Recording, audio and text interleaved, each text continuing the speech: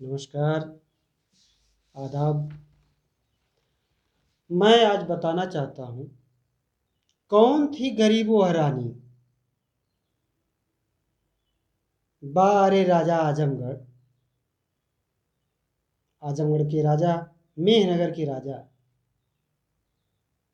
लोग कहते हैं, जियो राजा आजमगढ़। मेहनगर की रानी, रानी रत्नाजोत कुंवर उनका नाम था। प्रश्न यहाँ उठता है कि कौन है गरीब यह रानी? मेहनगर के राजा हरिशवर्धन सिंह गौतम थे राजा वहाँ के।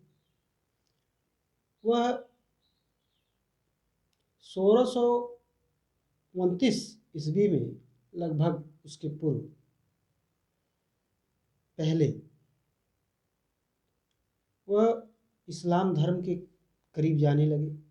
रानी रत्नाजोत, एक गरीब रानी, ने उसका विरोध किया। उन्होंने कहा कि हम यह इस्लाम धर्म कबूल नहीं करेंगे। उसके बाद वहाँ से वो पलायन की। हिंदू बाहुल्य क्षेत्र, पहले रानी सराय का नाम सेठवल कहते थे लोग, आज भी कागजी नाम सेठवल ही है।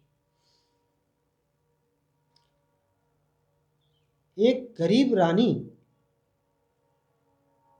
एक राजा से भीख मांगती है, कहती है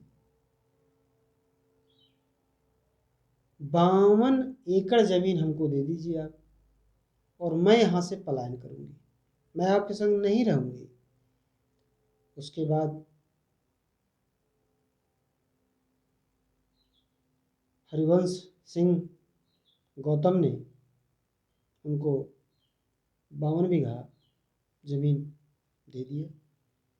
52 एकड़, सॉरी, 52 एकड़ जमीन उन्होंने दिया। उस सेठवल गांव में आके वो रहने लगी। उसके बाद यहाँ उनसे एक वसीयत लिखवाई राजा से। एक गरीब रानी एक राजा से वसीयत लिखाई कि 52 एकड़ जमीन मुझको वसीयत लिख दीजिए। उन्होंने वसीयत लिखा, इस बात को उन्होंने माना, वसीयत उन्होंने लिखा। लिखने के बाद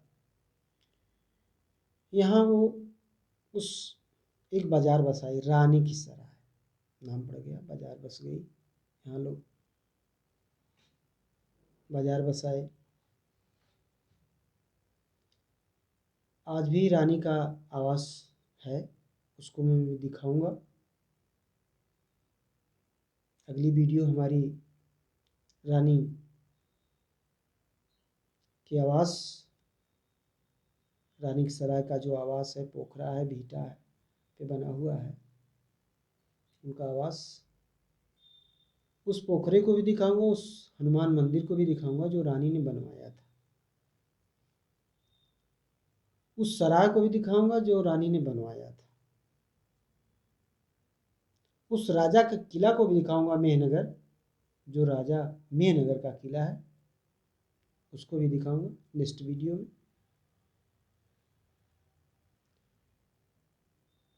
प्रश्न ये उठता है कि रानी ने क्या सत्य वसीयत लिखवाया था? जी हाँ, वसीयत उन्होंने लिखवाया था।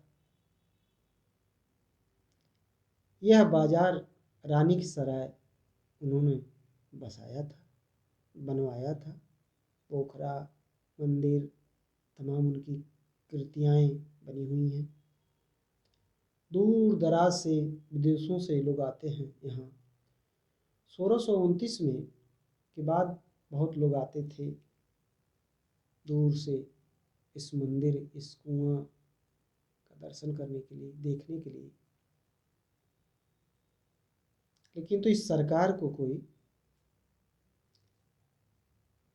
असर नहीं है कि सरकार को इस इसको पर्यटन स्थल घोषित कराए।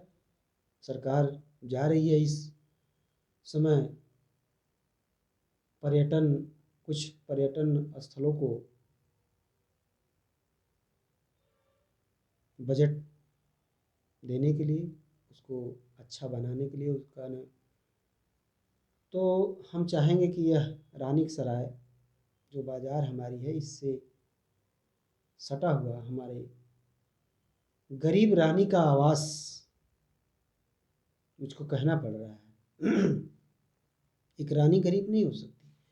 उसके संग एक परिस्थिति जुटी, जो परिस्थिति आज के ज़माने में एक डाइवोर्स, यानी जिस पति ने अपनी पत्नी को छोड़ देता है, उस पत्नी की क्या हाल होती है, आप लोग, हमारी माताएं, हमारी बहनें अच्छी तरह से जानती हैं।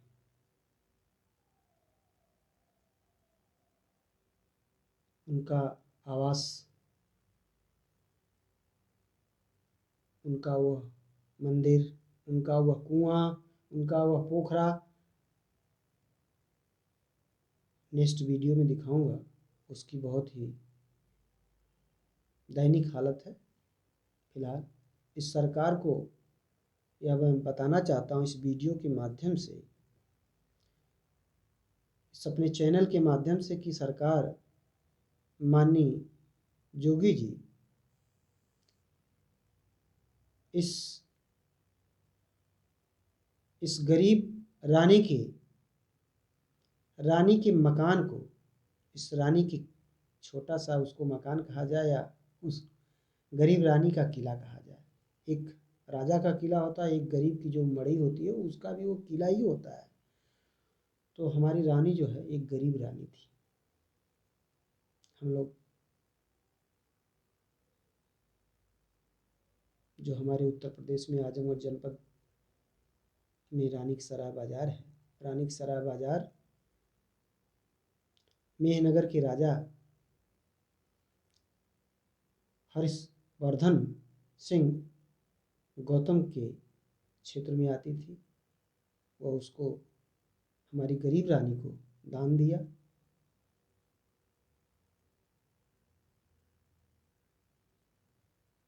यहाँ के लोगों को मैं बताना चाहता हूँ, ये बधाई के पात्र हैं यहाँ के लोग।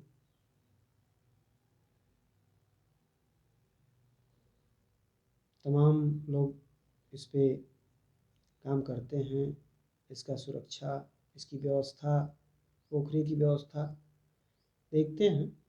फिलहाल सरकार इस पे विचार करे, बहुत उत्तम है। मैं एसपी दुबे, एडवोकेट, उत्तर प्रदेश।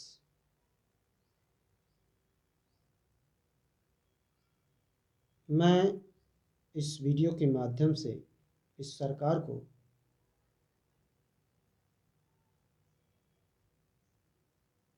एक मैसेज देता हूँ,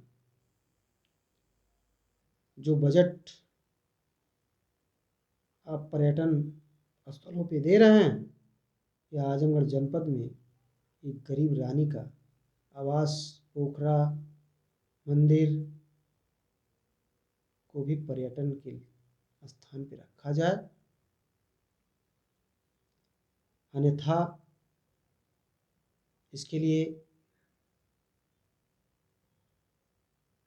गुहार लगाते हैं हम, कहते हैं हम, हमारे लोग कहते हैं, इस बाज़ार के लोग कहते हैं। मैं यह कहना चाहूँगा, अगर उत्तर प्रदेश सरकार इस पे विचार नहीं करती है तो माननीय उच्चतम न्यायालय का दरवाज़ा हमको खटखटाना पड़ेगा।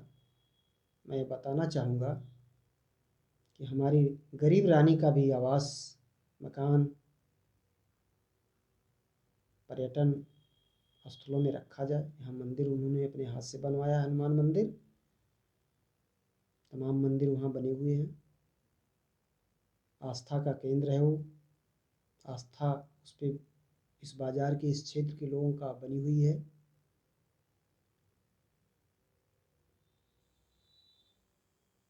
मैं इसी के साथ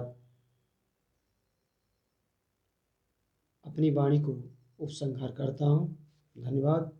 नमस्कार।